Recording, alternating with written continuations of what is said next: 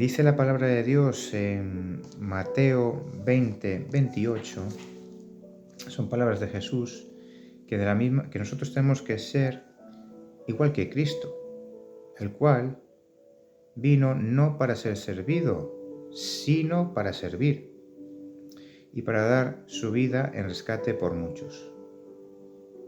Para servir vino Dios. Fijaros esto, qué interesante que el Rey de Reyes, Dios mismo, vino a este mundo, se encarnó para servirnos a nosotros, que fuimos los que nos hemos separado de Él, y sin embargo vino a servirnos.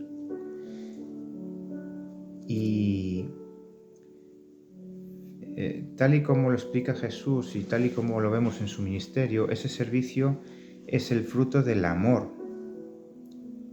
Él tanto amaba a sus discípulos y a las personas que Él tenía esa necesidad de servir. Eso lo vemos también en la última cena. Vemos cómo el Señor le lava los pies a sus discípulos. Es un acto de humildad tremendo. El Rey de Reyes, el Señor de Señores, ahí arrodillado con el manto, limpiando los pies a sus discípulos.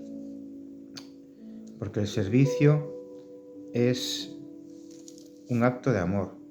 Si no hay amor, no es servicio. Y creo que lo podemos comprobar tú y yo pues con nuestra mujer, con nuestro marido, con nuestros hijos, con nuestros padres. Nosotros les servimos porque les amamos. Así que esto me hace pensar en cuánto nos ama Dios, porque además no solo dice este texto que Él vino para servir y no para ser servido, sino que también vino para dar su vida para rescatar a muchos. Y el texto dice no para rescatar a todos, es decir, Él realmente muere por todos nosotros, pero la pena, la tristeza, es que muchos de nosotros no vamos a aceptar su muerte, no vamos a aceptar ese regalo de la salvación. Así que, tal y como lo declara Jesús, el verdadero discipulado es aquel en el que las personas sirven a las demás y lo hacen por amor, porque el servicio que no es por amor no es servicio realmente. Se puede considerar como un acto de hipocresía o simplemente trabajo.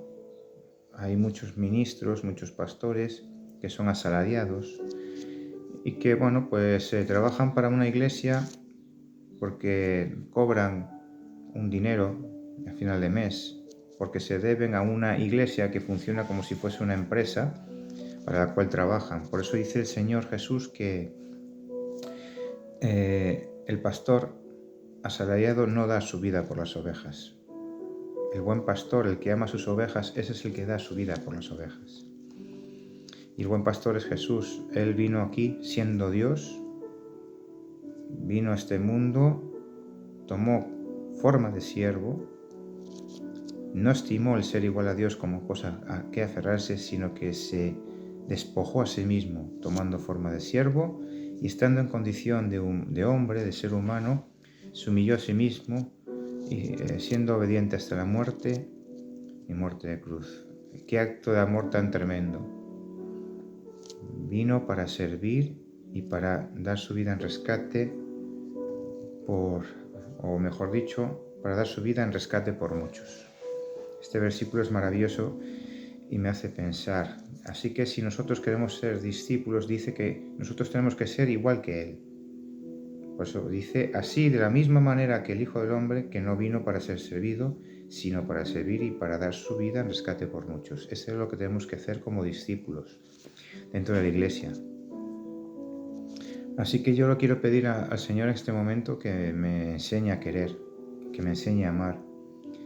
Y para que yo pueda recibir ese amor del Señor, para que yo pueda sentir ese amor del Señor, tengo que primeramente aceptar su salvación.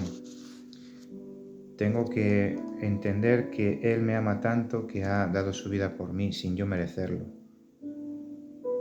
Que yo, siendo un terrible pecador, pues Si simplemente acepto y quiero estar con el Señor, estaré eternamente.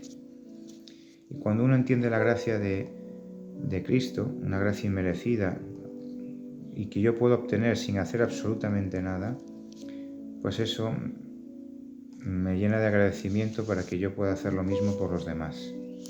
Así que, querido amigo, hermano, que me estás escuchando, vamos a reflexionar en este versículo y vamos a pedirle al Señor que nos llene de su amor, que nos enseñe a querer especialmente a las personas que nos odian, porque, ¿sabéis? La gracia, nosotros cuando manifestamos la gracia de Cristo a las otras personas a través del amor incondicional, eso crea una reacción muchas veces de odio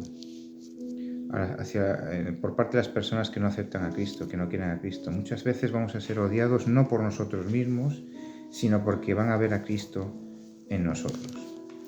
Así que bueno, pues nosotros tenemos que estar por encima de esa situación y amar incondicionalmente a todos, empezando por nuestra iglesia. Cuando hablamos de iglesia no nos referimos a un templo, ni a una denominación, ni a una institución eclesiástica, sino a un grupo de personas que deciden seguir a Cristo, que deciden reconciliarse con Dios por medio de Cristo Jesús.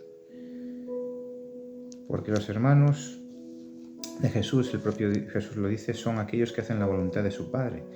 Porque dice también en el Evangelio de Juan, Jesús en Juan 1, creo que es el 12, que